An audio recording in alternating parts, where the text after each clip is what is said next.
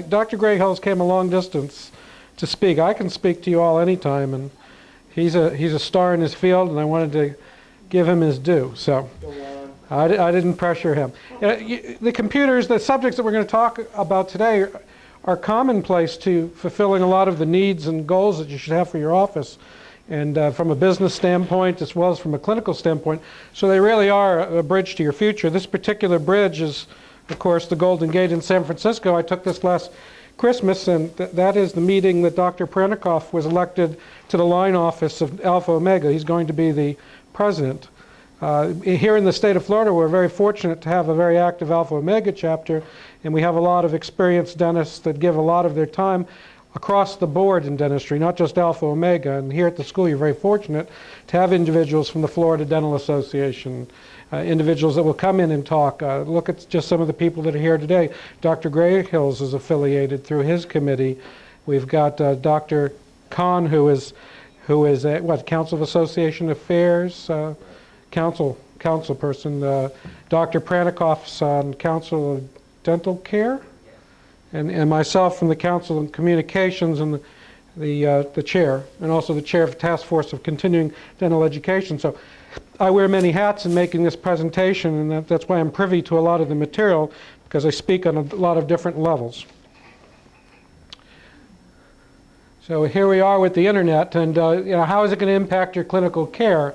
Well, we're going to talk a little bit about the tools for clinical care that have internet potential today, the impact on your office design, the need for speed and size, hardware and data issues. Try not to get too technical. We don't want to do that. Standards for electronic records and other uses of office computers and computer networks. You don't want to have one system that comes in and is not being able to be used for everything else. You don't want to have all these computerized systems that don't talk to one another. The background material for you is on 2 online courses. You can get them off the Florida Dental Association website. One is using the internet as an adjunct to clinical care, so don't feel like you have to take notes. We're going to concentrate on material today that's best handled live, and the background information is on the internet, including such items as links for your clinical care. And you go to that course, and it's a resource, not just a course. You don't have to pay to view it. You only pay if you want to get credit, but you can use that all the time for all these different topics leading. Well, just read the list. I don't need to read them out loud. And you don't even have to memorize them now, because again, they're all on the website. Just go to the floridadental.org and go to continuing education, and the courses will be there. They're also, and this is one thing that I'm asked quite a bit about, and it's a personal area of focus for me because I design websites as well. What are some of the website features for clinical websites? What are some of the website features that are clinically based? How can you use that website to your advantage from a clinical standpoint? I think sometimes individuals, dentists, and staff seem to feel that the internet is a money-making venture, a non-clinical business support venture, but it can also be a clinical support feature. All these different items are on my website. There's also the second course is the non-clinical aspect, also in the same location. And it gives you your links from a business aspect, a business support aspect. I use these all the time. I use my own course as a resource. If I need to look something up in the Florida statutes about dentistry, I go to the course and I go pick up that area. If it's a legal area, I've given links. These courses are much different than anything else you'll see on the internet, because these are written to give you a tour of the material across the world without ever leaving our course. You never leave it. You're there. You have to see it to understand it. You stay within it and you visit all these different sites. It still come right back, right at your computer at home. The world is your oyster. And as well, the non-clinical business aspect website features are there as well. These are all features to put on your website. So if you're thinking about an office website, go to both of these courses to look at these features. There's examples of others, not just my websites. Mine is gatordental.com if you want to look at my personal site. So, what is the internet after all? It's a a collection of tens of thousands of computer networks that exchange information, and there's rules and standards for exchange. And the World Wide Web is that large collection of information that's stored on computer networks. And it can be in many different formats. It can be audio, text, images. I mean, if you think about it, what does a dental office have? Images, text. How about audio? Yes, dental office can have audio storage too. Is there that much difference between an internet and a computer office network or an intranet? You know, maybe there's not. Maybe all this is going to blend together in the future.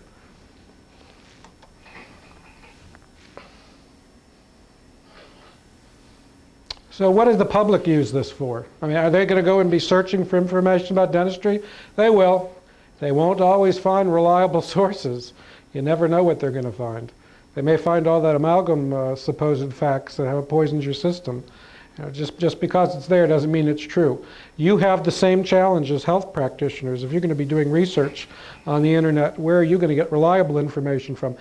The online courses that I put on the internet for you through the FDA website do talk about that. It talks about how to actively and effectively research on the internet. So I won't go into the details here. They're there for you to use.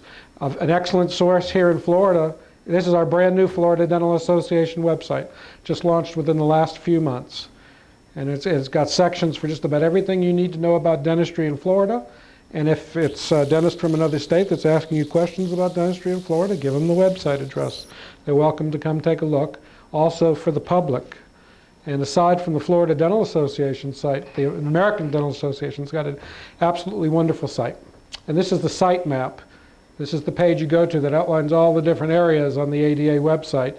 And you can see everything they have for the profession, and for members, for the public, and then within the ADA is support material as well.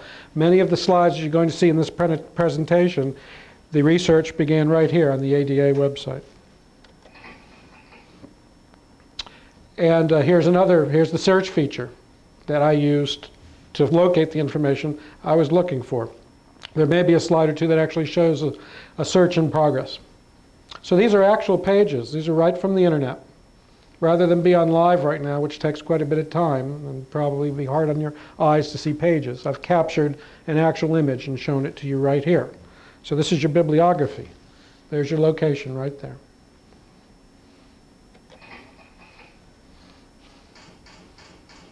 So how do we view the internet as dental staff? Do we have cash registers ringing in our brain? Is this all about making money? You know, for some it is. Certainly there's a lot of web portals out there or companies that are going into the business of doing websites on the internet or bringing the public in to locate dentists that are really focused on money, and education is a side issue for them. So that's true. I mean, here in 1998, $301 billion. I don't remember what the figures it was expected for the future, but obviously it was in the trillions. And they also look at demographics. This is mentioned as an aside in a past course that I taught. We talked about it quite a bit. If an office is looking at a website for a moneymaker, what is your target audience? What types of procedures are you starting to do? If it was Dr. Davis with cosmetics, are these the people that can afford the cosmetic work that are on the internet? Probably so. So, I mean, you can be a little bit selective. I don't say that that's a noble thing to do, but your advertising dollars are actually spent in a concentrated way that benefits your practice.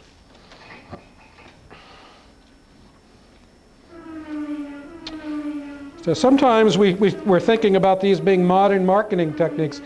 One of my favorite ways to use my own website as an extension of traditional marketing techniques. So if I have a yellow page ad, which is extremely expensive, or I have business cards, or if I have letterhead, or I have newsletters, that internet address is going to be on there. In this particular version, I don't think the www address is, just the email address, but our current masthead is. Here's where we were introducing the website. So again, is it traditional or is it new? Is it old economy or new economy? I think we're quickly finding out, because you see the dot-coms crashing. The new economy is now becoming the old economy and merging together in a very efficient way. That's what it's all about. Now let's talk about equipment and design on your office and put things in a little different perspective. This computer right here in my office is the computer that is the file server for the office. We don't run any programs on here. All it does is handles our data. And as we talk about this course, data is paramount. That's very important to you, because as you go to a paper-reduced or paper-free environment, that is your filing cabinet. And then you have backups for your data. And you have redundancy in operation. So this is an intranet. This is the network of computers within our own office. In essence, the equivalent of an intranet. Now, is that the way the world is going to be in the future? Are you going to run your dental software and all your different clinical features in your office off of your own intranet? Well, application service providers may change that. We're going to talk about speed of access. We've got size and we've got speed. Well, the size and speed is very important to your files that are very large, especially your image files. Application service providers will have fast enough speeds over the internet where they can deliver the programs to you, and your storage of your data may be able to store it at another location. So this could change the world. You know how you get disks when you have a program and every now and then you get an update? Well, imagine if that was happening on a daily basis as new features went in. What if a company just leased you the software and it was kept fresh every day? I think that's in the future. I don't see how they can avoid that. Right now at home, I don't have fast speed internet access, but my new version of Windows, which is Windows ME, constantly checks for updates. And unfortunately, when it finds it needs one, it may take an hour for it to update itself, but at least I know it's updated all the time. So storage and filing central, that was your filing central in the office, at least in mine. Just to give you an idea about some estimated sizes, and we're going to go through just a little background information about size and cost. If a full mouse series, and this is the size of an estimated full mouse series file on a computer, and if you're not computer literate, don't be hung up about the megabytes or the size. Just look at the costs and look at the relative size. It's very conceivable that if you have 1,000 patients in the near future, if you have a lot of images, and I mean things like photographs, intraoral images that are stored on your computer, as well as your digital radiographs, will occupy a lot of space. And perhaps 1,000 patients times 20 megabytes, if an electronic chart occurred, would be 20 gigabytes. And we're going to talk about that in terms of dental equipment that's there for purchase right now. We're just getting to the point in life where storage is very reasonable and technically achievable within an office. This is an ad that actually came from Computer Shopper on August 13th, 1999. It was actually pulled from a review on the internet last June. And the cost of this hard drive at the time, or the storage device on that computer in your office, says as little as 1.3 cents per megabyte. Well, even back here in 1999, if you'd look at the storage, 1.3 cents, we talked about an image or a Panorax or a full mouse series being about 5 megabytes, but we were only about 7 cents of storage. That's a lot cheaper than a piece of film. And it's easy to transfer as well. Current costs now, we're seeing 45 gigabyte hard drives, probably less than that $270 figure. These are hard drives, your storage device for your files on your computer. Now the one up front in my office has 2 of these, so that if one goes down, your data is still there on the second one. So now with the drop to about 0.6 cents per megabyte, you're looking at 2 to 3 cents per full mouse series or pan, or 4 to 6 cents if you take into account that you're storing it twice. Plus you have the security of backup. If something happens, that goes home with you. What if you need to review it? So if you back up daily and you store it off-site, you've got security. And there's many ways to back up your data, and that's affordable as well. Zip disk drives. These are the old floppy drives. They're equivalent to about 100 to 200 of those. It would have taken forever to do a backup on those. You can actually burn your own CD. And this is a CD of the course. And I have all my data burned onto a CD. I do it once a week. I do it for a different reason. I do it for legal reasons. If I burn a CD once a week and I'm ever accused of changing something in my files at the office, guess what? I've got a non-alterable backup of my data. I can go into a court of law and say, I haven't changed anything. I've got one from a week. And maybe they could say I changed something within a week, but I think I'd be pretty safe with that. 50 to 60 cents for a CD. That's all it costs to back up your data. Now, for large volumes of data, we said 20 gigabytes would be realistic for 1,000 patients in the near future. Well, you already have a tape that's capable of that on one tape. It takes a long time to back up that much data. Usually you do that at night. There's advantages and disadvantages. These back up fairly quickly. We use this on a daily basis for our most important files. I do these once a week for legal purposes, and we do this every night in the middle of the night when nobody's around, so we get a comprehensive backup. This is beneficial because you can read it on any computer. You have a CD drive in just about every computer. Here you have an inexpensive zip disk drive, which costs about $100 to $250 depending upon which model. So that's reasonable, and of course you'd have to have that. They do make external devices that you can move from computer to computer. This is much more expensive, and you're less likely to have this on multiple computers. Usually put that on that one main computer. But if I technically ever went down, I have my data, my computers went out, even with both of them, I still could bring it back up and be back in business immediately. A fire, hazard, loss of theft. And think what would happen in a fire to your x-rays. So they'd look like rigor mortis from Dr. Grayhill's lecture. Everything would be burnt charred. You'd never recover it. What about all the human time and effort that went into it? I don't care if you have insurance for that. It's not the same as having a computer backup. And in the future, perhaps internet backup, so it will be stored off-site. So is your data locked in prison, or can it flow? And I mean that as a positive and a negative way. Yeah, Janine, did you take this picture when you were in San Francisco? Yeah. Yeah. She's really into this criminal stuff. She loved Dr. Grayhill's lecture, so Alcatraz for her. I figured she probably took the picture. So size and speed matters. Again, going through some of these estimated sizes, if a single PA image is about 1/5 of a megabyte, and that's where the full mouse series comes out to be about 3.6, assuming about 20 films, or somewhere in that neighborhood, 18 films. And there's where you get your range. A Panorex may take up 5 megabytes, it could. So that is a realistic idea of what would be in somebody's chart. Some are going to be less, some could be more. You may capture 50 different intraoral images in somebody's mouth. That would take up a lot of space. Now, the network computers operate at 100 megabits per second, so you can move a lot of data in a second within your office. So it would be great if we had an internet that moved that fast. We don't, not in our offices. But we do have that need for speed, and it's getting better and better. This slide was actually from a course a lecture that I made at the Florida Dental Association, the annual meeting back in June. And life has changed even since I've prepared for this.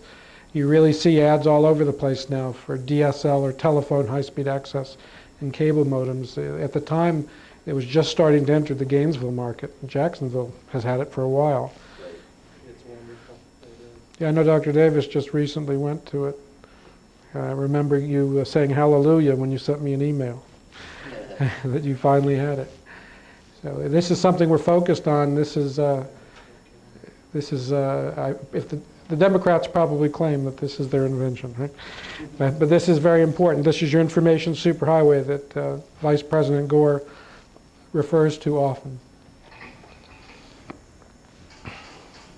So let it flow. Let's put this in relative terms. Are you going to sip that data, or are you going to take it in gulps?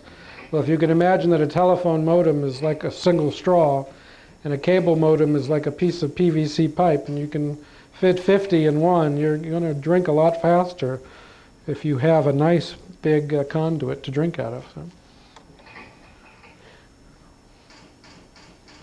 Some of the different options: cable, which in Jacksonville I believe is Roadrunner through Media One. And I know my cousin works for Shan. She telecommutes most days of the week, and her data goes across the internet here to Gainesville. And again, this is from the Quicken 2000 News in March, this little article just talking about some of the new modems. These are your typical stock releases of background information. And it's here. We see it here in Gainesville. Cox Cable has it here now. And that's probably one of your fastest ways. You also have DSL in our area now. Now in Hawthorne, where I live, I won't get either of these. It's just not a priority because there's too few people to serve. You actually can get on the internet, put in your phone number, and it'll tell you if your telephone lines are certified for the service. Again, mine aren't, but I have friends that have this particular company in Gainesville and love it, do it very, very well. I heard if you're in your area and you get a police ticket. Moves that fast? If they're just looking for you. And this is another company that's come into the Gainesville market, more centered for business. There's different levels of service. Yeah. Now, another option is in thin air, that's satellite. Satellite up till now has had a weakness, and this would be a problem for your office, because although this would help me at home where I'm bringing in a lot of data, sending the data out or uploading the data still relies on a regular telephone modem.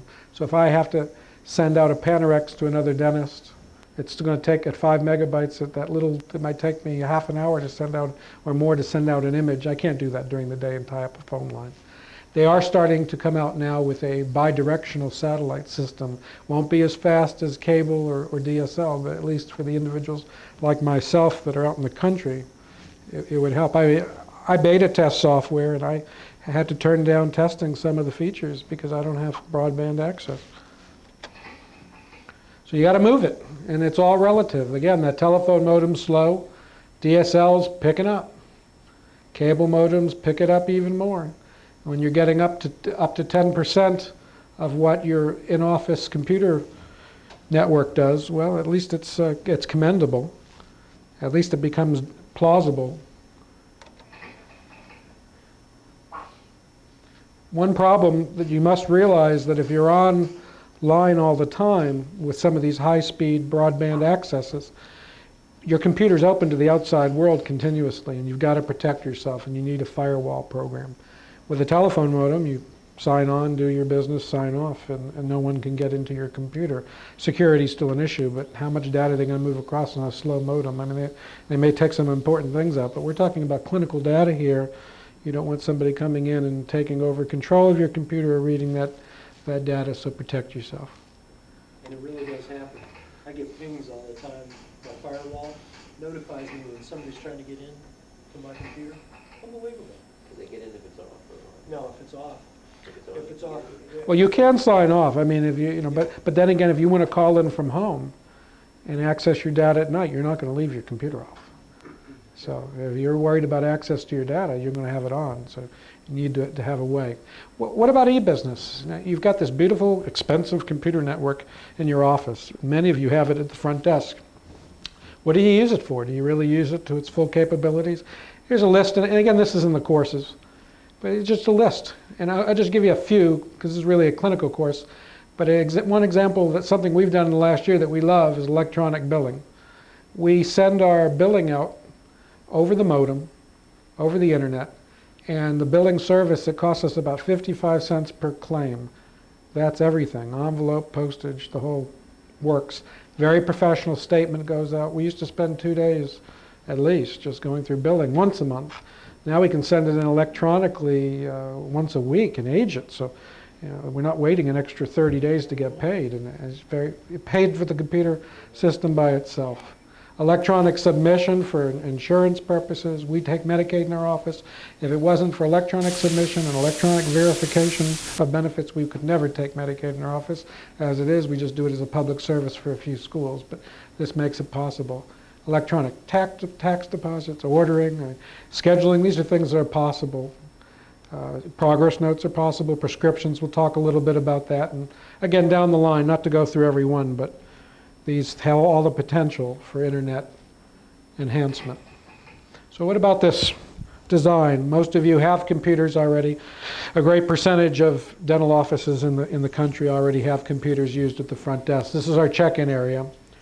And you can see the file server over in the corner, still the traditional fax machine and traditional telephone system.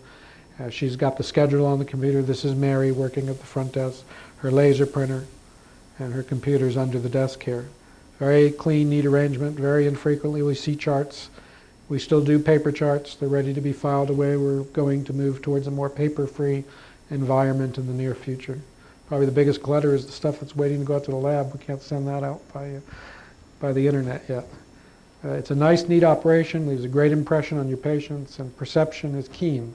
Your patients perceive that, you're modern, the trust level is much greater, and you get case acceptance. This is our checkout area. Same thing, nice, clean, have a paper shredder, and a computer. There's not a whole lot there. And this is where all the electronic submission is done from this computer with the modem inside this particular computer and the scheduling.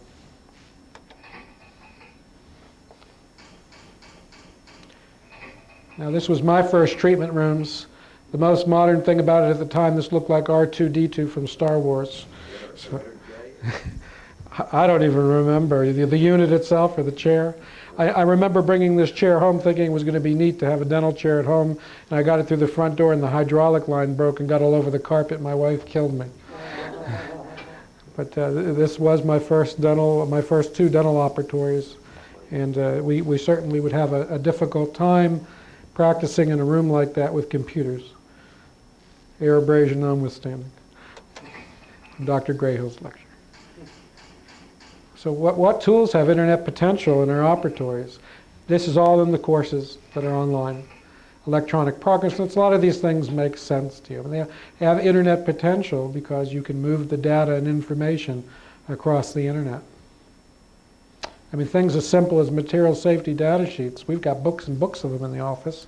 And more important than the volume they take up on the bookshelf, sort of a dead written document in a book. How many ways can you file a material safety data sheet if you need to look it up? What kind of category material are you looking for? Where do you look in the book? In an emergency, I don't want to be doing that. Lots there, a lot to consume. I hope you'll look on the internet, because we actually have a separate section written about all those items in the courses. Continuing education, that's a great use for the internet. ourdental.com is one that I've seen recently that looks like they're trying to do it right. They really look like they have the beginnings of some quality continuing dental education.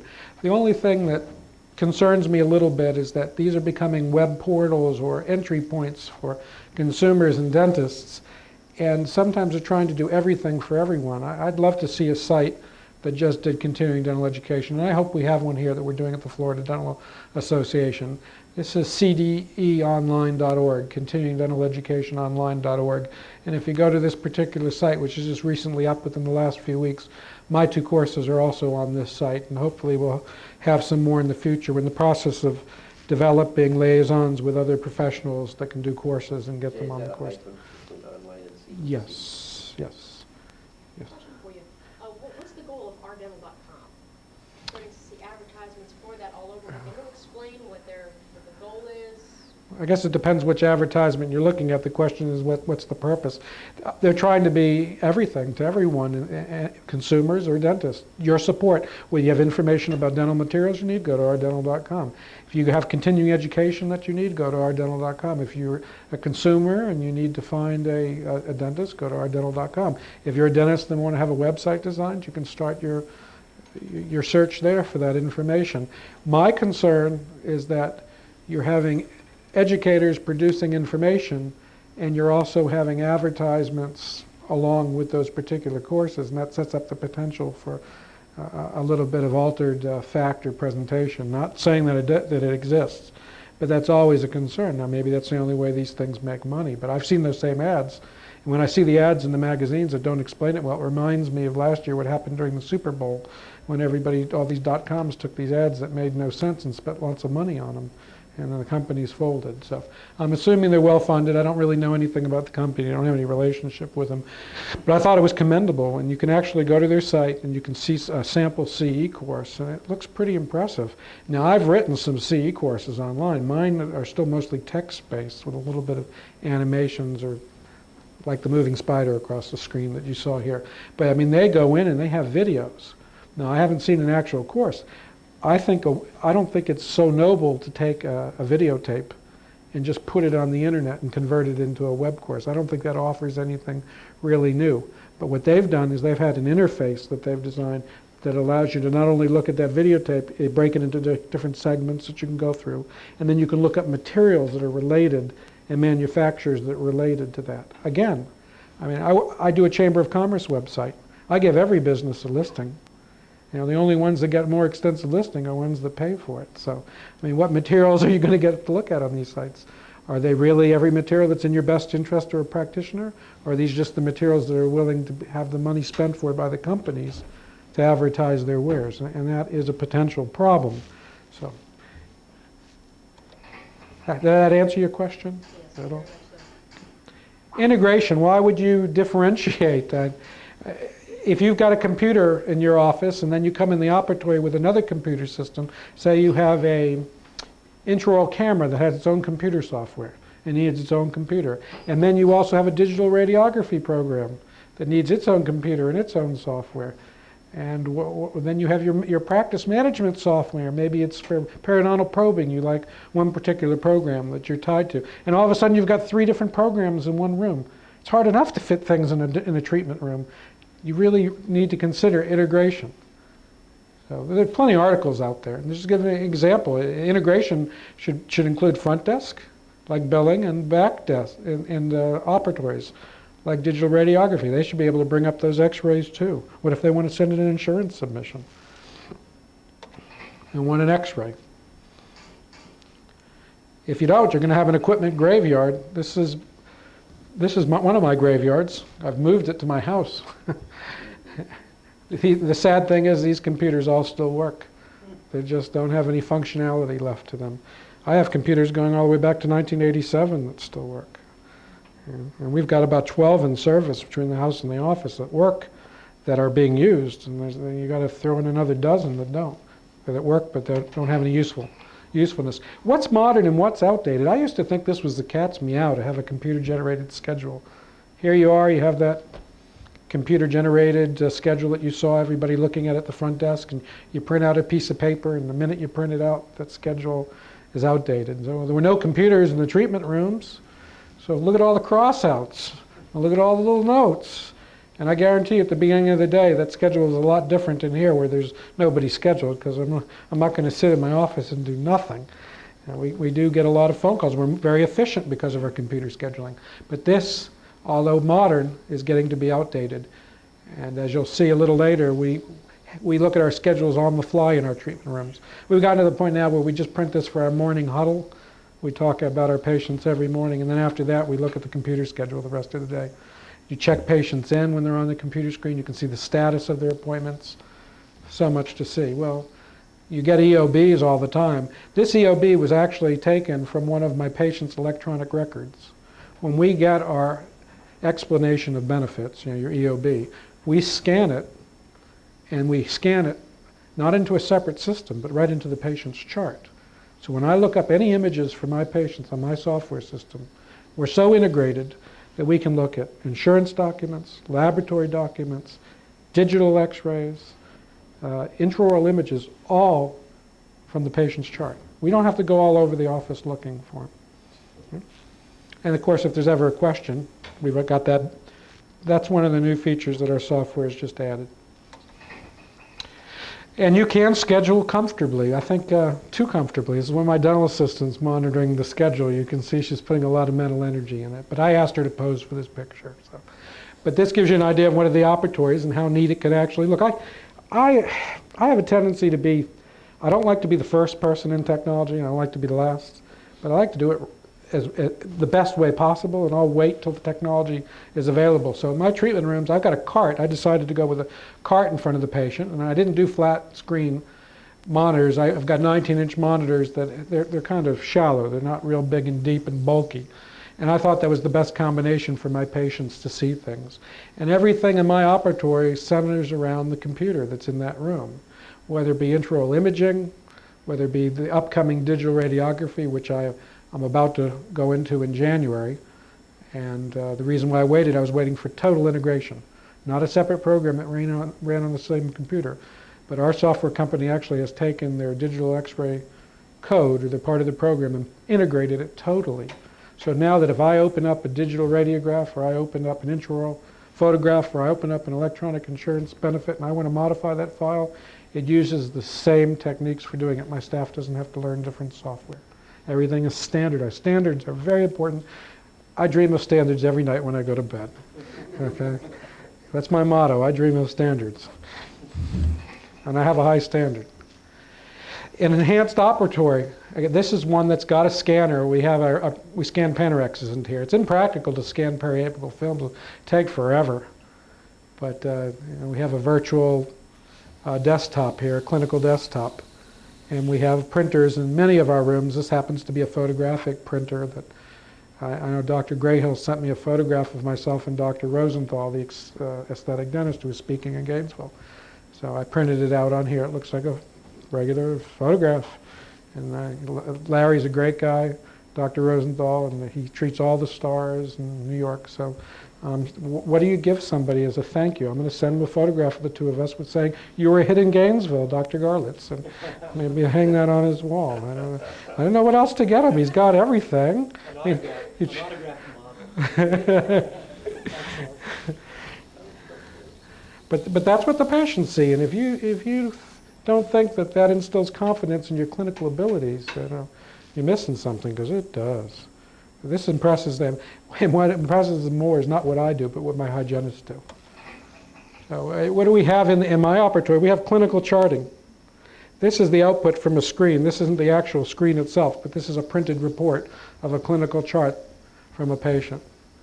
And Dr. Grayhill's did this in an ante-mortem and post-mortem way. Well, we're doing it in situ here, and it's very powerful. Standards. I don't care how much you sit and talk about paper charting with your staff, but if you think that everybody charts in the same way, you're crazy. If you try to communicate between your own staff members and interpret those charts, it's going to happen in many different ways. Everybody's doing it the same way on the computer. One of the modern necessities of life, and we've just gotten to the point where it's practical, and I've had wireless keyboards for quite a while now, but mine had a separate mouse. This particular microspeed wireless keyboard has 3 infrared ports, one here, one here, and one here. I can sit in the operatory with this in my lap. It's textured on the bottom. I can actually stand up and hold this in my hands, operate the trackball, which is like the ball on the mouse, and actually click like I was clicking on a mouse, and I can just go to town in my software. It's a transmitter. It's an infrared transmitter. It's no different than a remote control on a TV. You have a receiver, and you'll see those in the pictures on the counters. And that receiver is wired to the back of the computer, and there's your input data. Now, I've got these in every room, side by side, and they're infrared. They're direct line of sight. They don't interfere with each other. How much do those cost? Up to $250.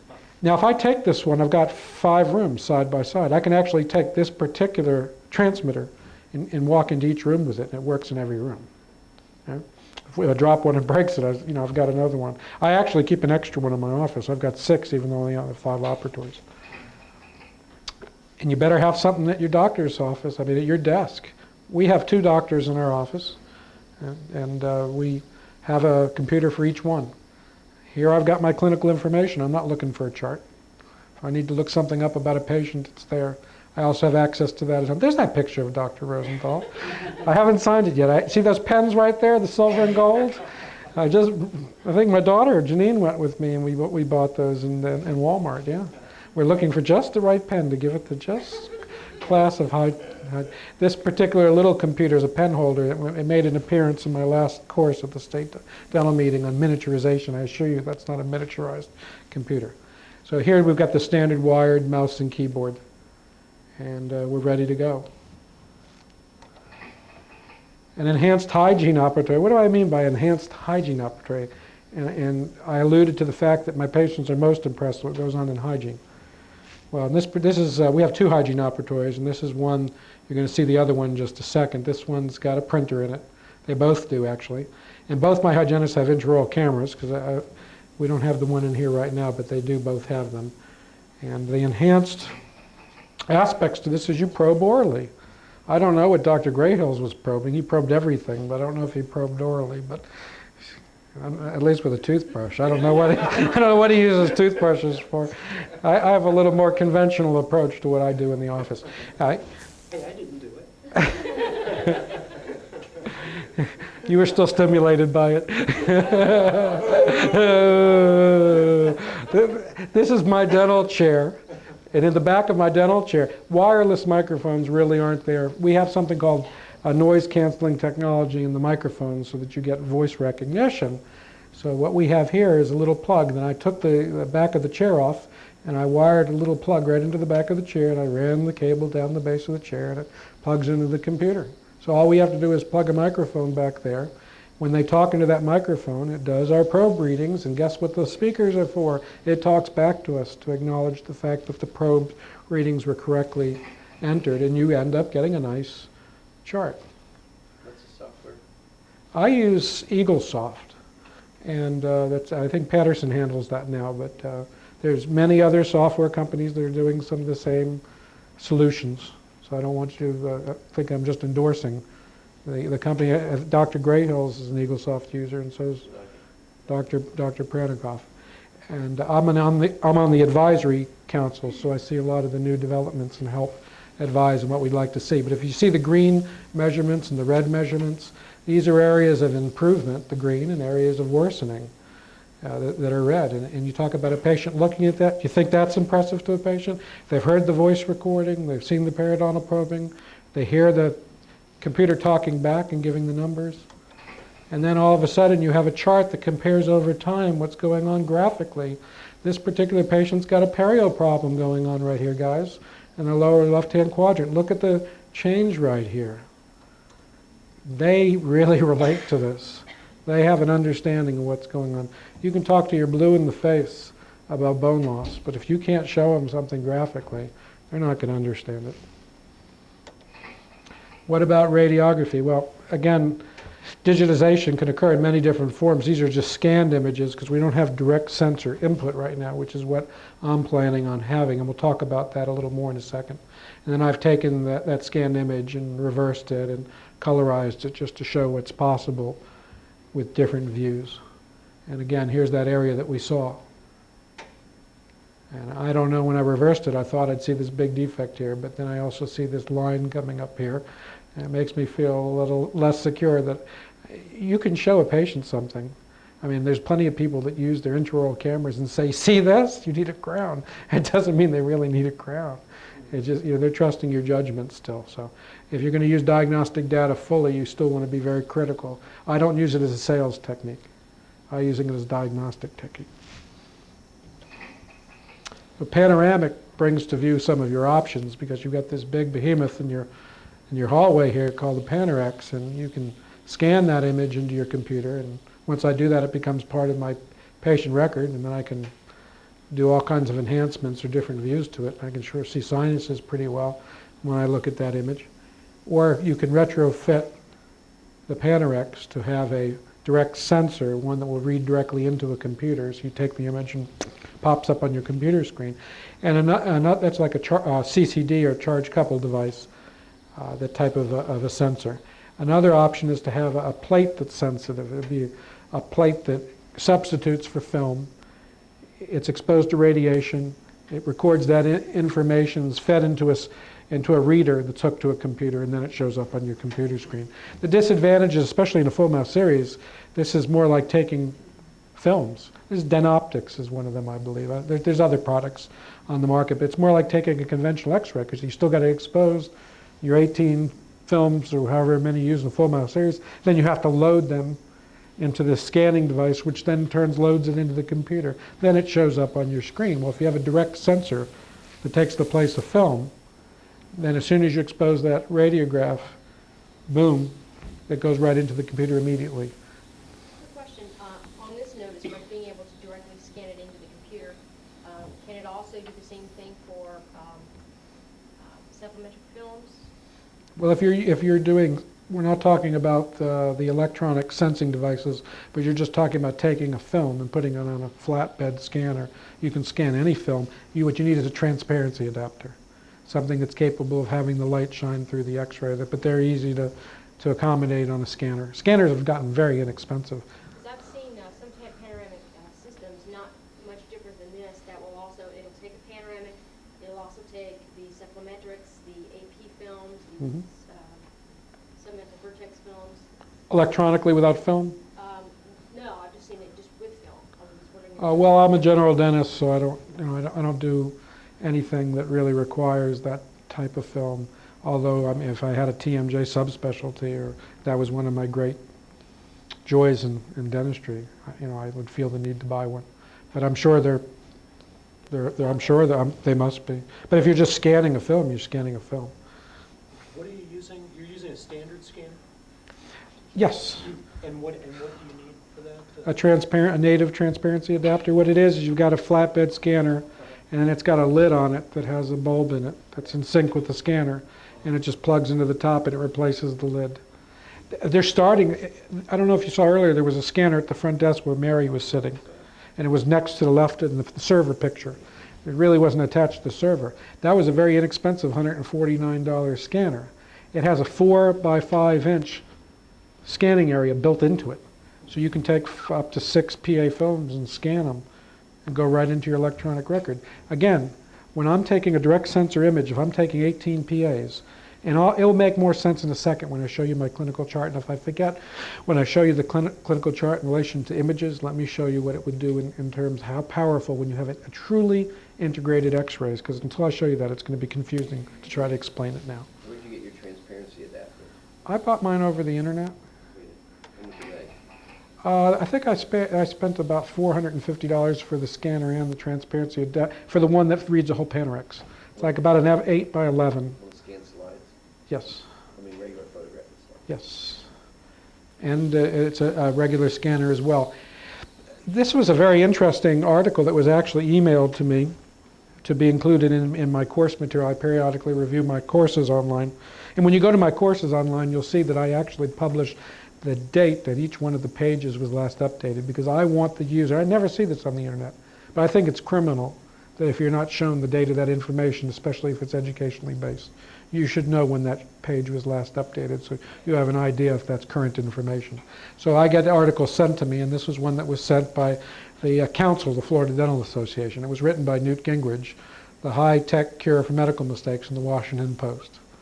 What's interesting about this article is that he mentions, and this is a Republican here, that Congress should pass a bill, and I can't read it from here, every 3 years, every doctor's prescription and every patient's record should be computerized within 3 years with appropriate privacy safeguards.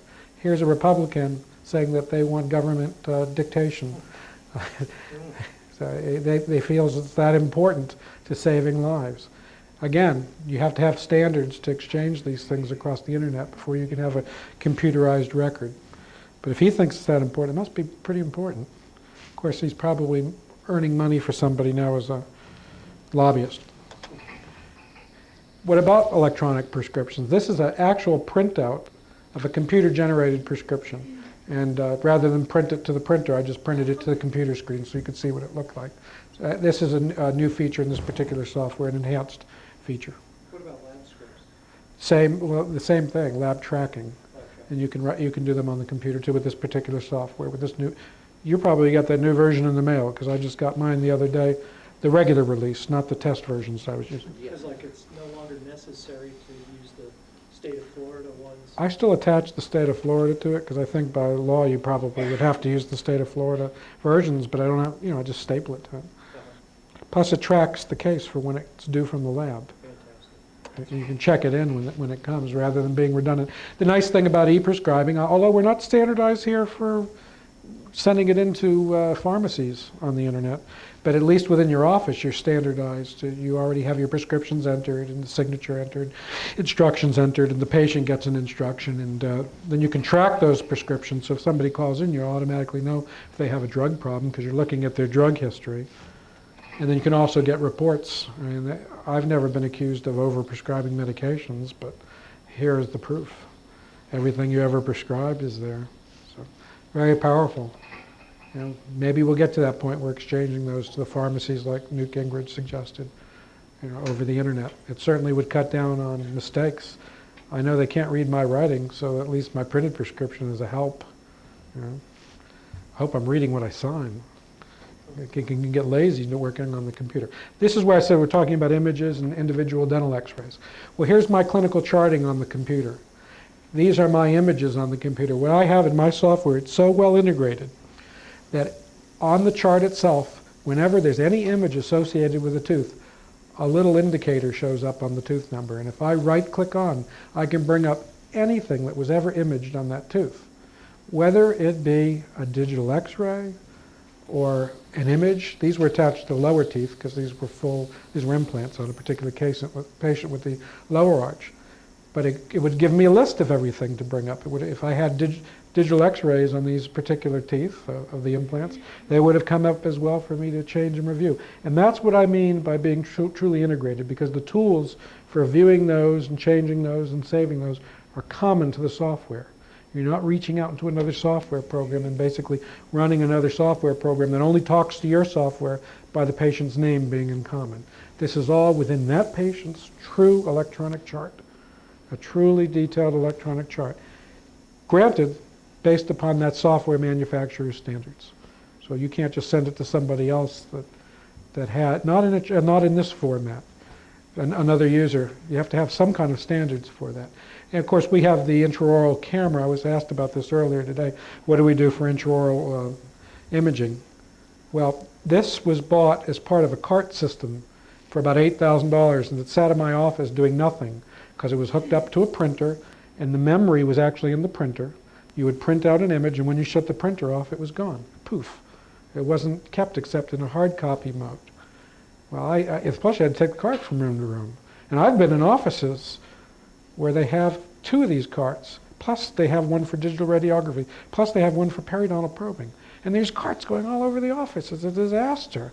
To me, that's chaos. I don't think if I was a patient, I'd be necessarily impressed by that, to see people fumbling and bubbling about. So you can't have integrated imaging.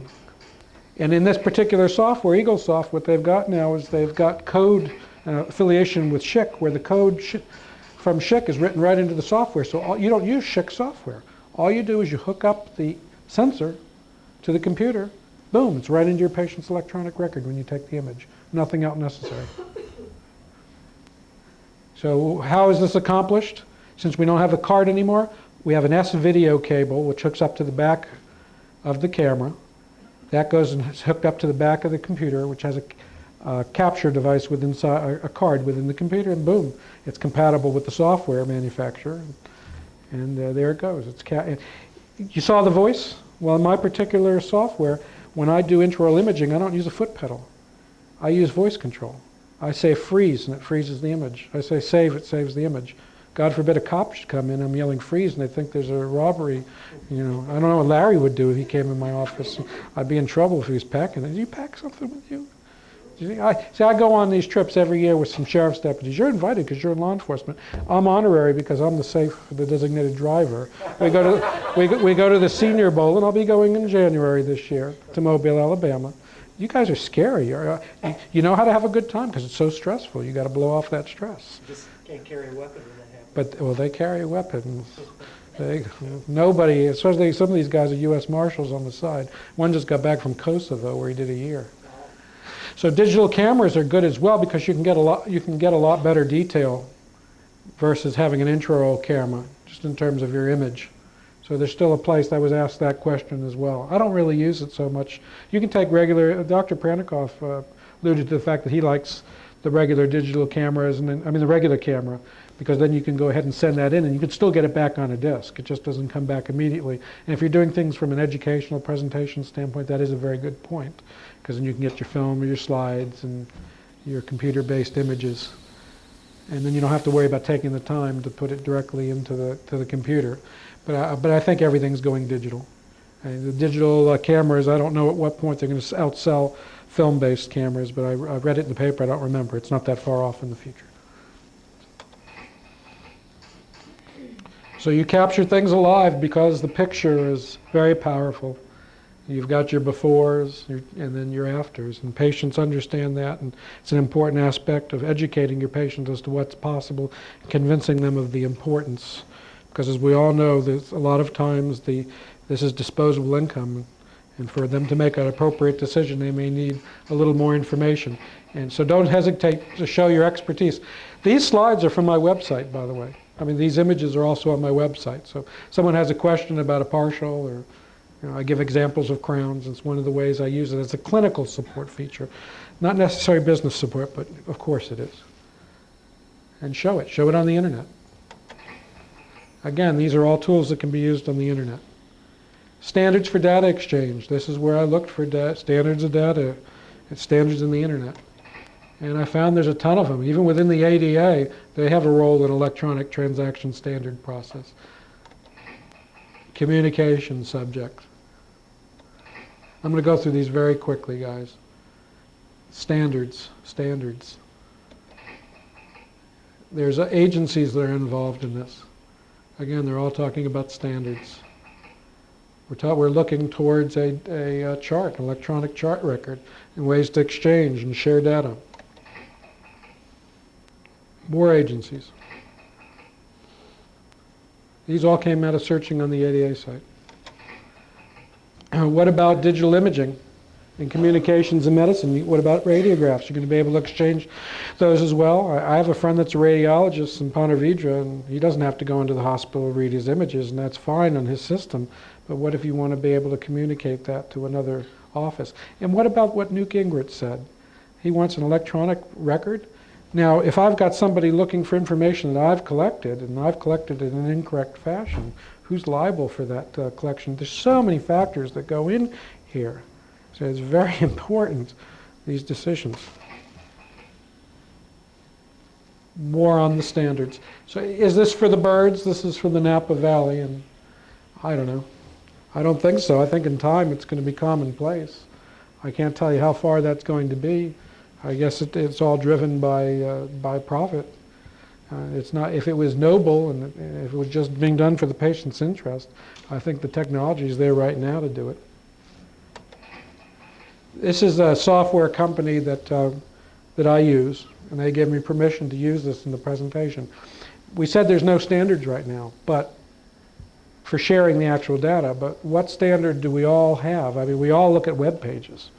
So what they've come up with is an electronic referral feature where you collect the data that you want to refer to somebody else, another practitioner, about a patient. You tell the computer software in this feature exactly what you want to send.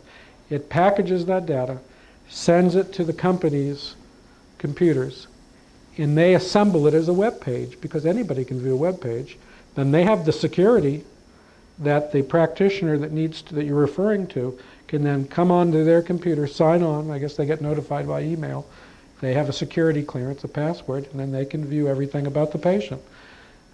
Their basic information, their teeth, their treatment plan that you have planned for them.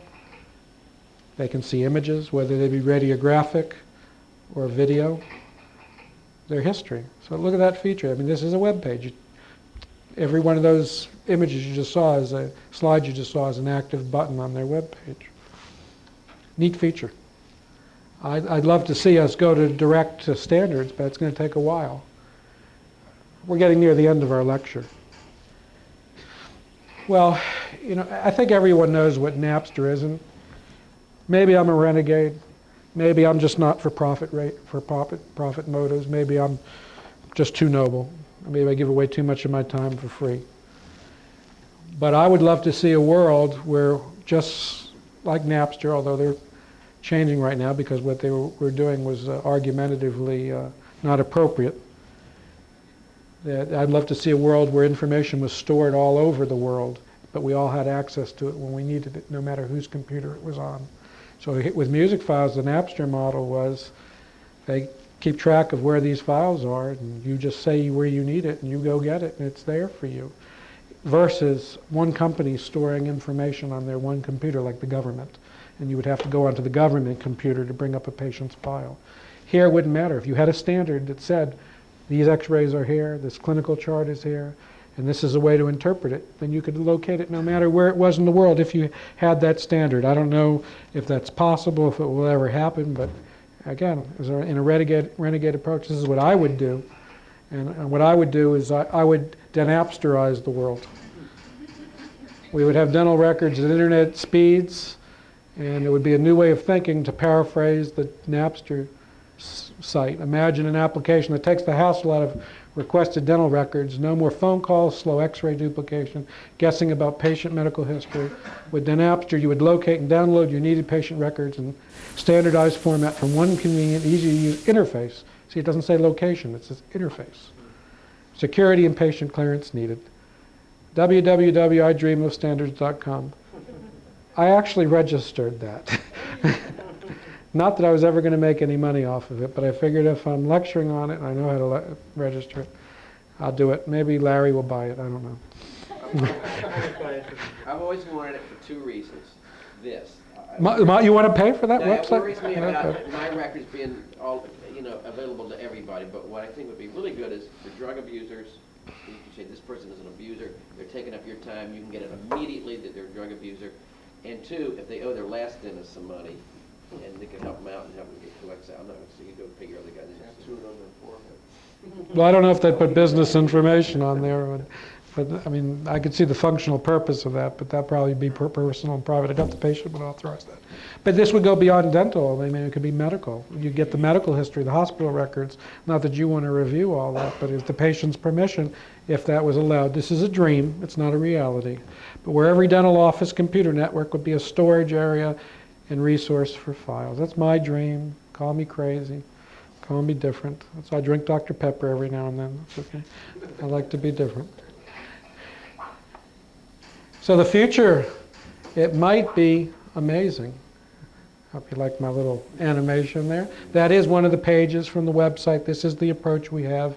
Animations are on there, and then you have all kinds of menus.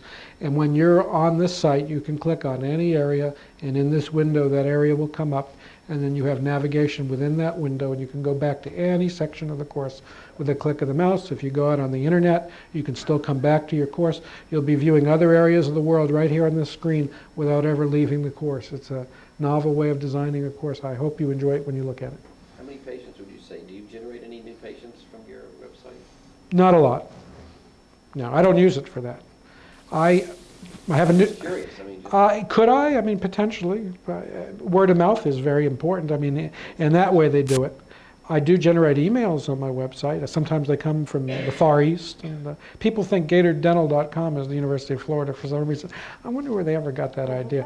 But any good web designer knows ways to get exposure for your website. Yes, and that's why, because I have the word Gainesville and University of, anything that will bring them to the Gainesville area if they do a search. I often come up first on web searches, and if not first, certainly I come up very high when they're searching for dentists in Florida or dentists. Yeah, but to answer the question, I don't use it for that. What I do like, when I have a newsletter, I give a web-enhanced version of my articles. for your patients. For my patients. I use it as support material for my patients. If they want to send a friend, what I do have the front desk staff do is if a phone call comes in and somebody's asking about our practice, we ask them if they have access to the internet. And we explain to them that our office policies, we'd be more than happy to discuss it with them, but our map is on there, our office policies. Saves time, impresses the patients, and certainly when they get to that website, if they're not impressed since I'm the web designer, I'm in trouble. Well, thank you for attending. This is the view of San Francisco from the Berkeley side, and if anybody would ever like to contact me, you can email me, and actually Dr. J is fine. If you send it to idiot@gatordental.com, I get it too, but www.gatordental.com is the website, and I'd be more than happy to answer any questions for anybody that might have. Thank you.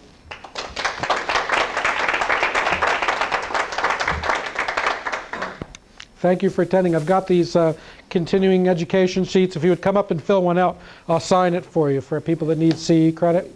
Please, if you're a dentist that needs CE credit, just put your name under verifies that, and then I'll sign it for you. What do we do? Just put your name right there, and then I'll sign it for you.